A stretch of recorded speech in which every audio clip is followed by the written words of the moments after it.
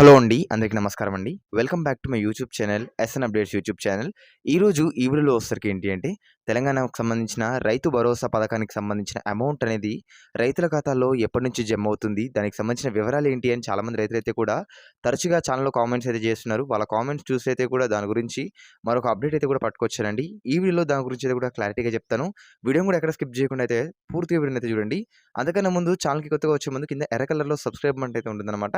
దాన్ని క్లిక్ చేసుకొని పక్కన ఉన్న గంట సింబల్‌ని ఆన్‌లో పెట్టుకొని, దాని ద్వారా ఏంటి అంటే నేను ఏదైనా అప్డేట్స్ పెట్టినా మీకైతే నోటిఫికేషన్ అయితే రావడం జరుగుతుంది. ఇంకా ఆలస్యం చేయకుండా లెట్స్ టాపిక్‌లోకి అయితే వెళ్ళిపోదాం. సో, ఇందులో మొదటి అప్డేట్ వచ్చేసరికి ఏంటి అంటే రైతు భరోసాపై అయితే కూడా మంత్రి తుమ్మల అయితే కూడా కీలక ప్రకటన అయితే కూడా చేశారండి. సో, మరి తెలంగాణలో వచ్చేసరికి మరి ఈసారి పంట ఎవరైతే రైతులు ఏసారో వాళ్ళకి మాత్రమే రైతు భరోసా అందిస్తామని అయితే కూడా మనకి మంత్రి తుమ్మల నాగేశ్వరరావు గారైతే కూడా ఇక్కడ మనకైతే వ్యాఖ్యలు అయితే కూడా చేశారండి. అదే విధంగా మనకి ఇక్కడ చూసుకోవచ్చు మనకి ఆ పంట ప్రీమియం ప్రభుత్వమే చెల్లిస్తుందనైతే కూడా తెలిపారు.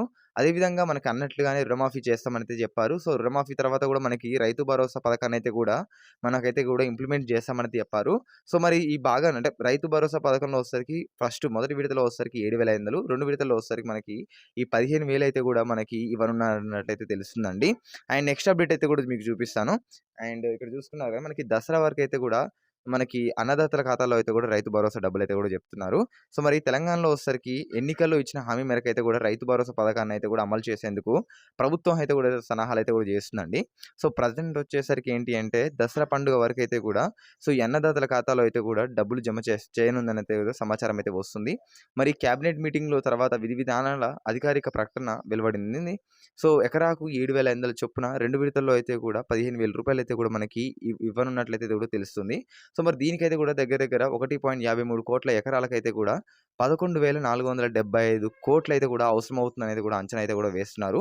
సో, ఇదండి ఇప్పటి వరకున్న అప్డేట్ అన్నమాట. సో, మరి తొందరలోనే మనకి దసరా పండుగ వరకైతే కూడా మనకి రైతు భరోసా పథకానికి సంబంధించి అమౌంట్ అయితే కూడా రైతు ఖాతాలో పడే ఛాన్సెస్ అయితే కూడా ఉన్నాయండి. సో, మరి ఈలోపు ఇంకేదైనా గవర్నమెంట్ నుంచి అప్డేట్స్ వస్తే మాత్రం ఖచ్చితంగా మన ఛానెల్‌లో తెలియజేస్తుంటాను కాబట్టి ఖచ్చితంగా ఛానెల్‌ని సబ్స్క్రైబ్ చేసుకోండి.